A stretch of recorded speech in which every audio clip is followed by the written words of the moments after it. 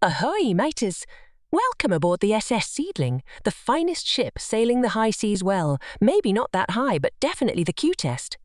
Today we join Captain Kiwi, a fearless parrot with a thirst for adventure, on a mission more important than buried treasure, finding the missing milk. Captain Kiwi wasn't your average parrot. He was the captain of the CS Seedling, a crew of rescued baby animals sailing the warm currents in a giant coconut shell. But this morning, disaster struck. The ship's precious milk supply, essential for the young crew, had vanished. Polly, the first mate and a wise old penguin, squawked in dismay.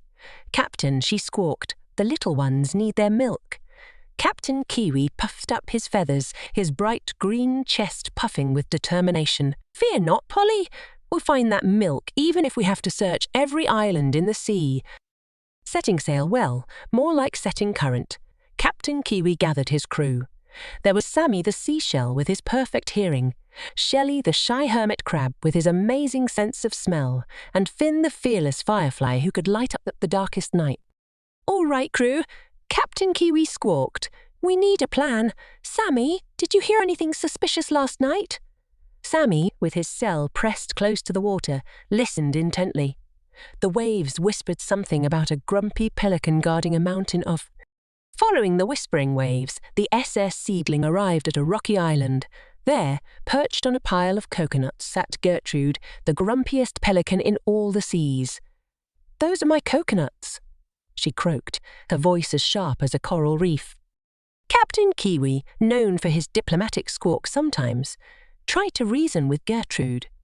He explained their predicament and how much the baby animals needed the milk, but Gertrude wouldn't budge. Just then, Finn had an idea. "Captain," he whispered, his tiny light flickering. "Maybe we can give her a glowing coconut in exchange for some milk." Captain Kiwi's eyes lit up. Sammy, with his super hearing, found an empty coconut, and Finn used his light to make it glow like a magical treasure. Gertrude, surprised by the glowing coconut, softened a bit. "Well, that is a rather splendid coconut," she mumbled, handing over a juicy coconut full of milk. "Just don't tell the other pelicans I gave you any." The SS Seedling returned home with a full belly and a new friend, Gertrude, who secretly enjoyed being the island's secret Santa Claus.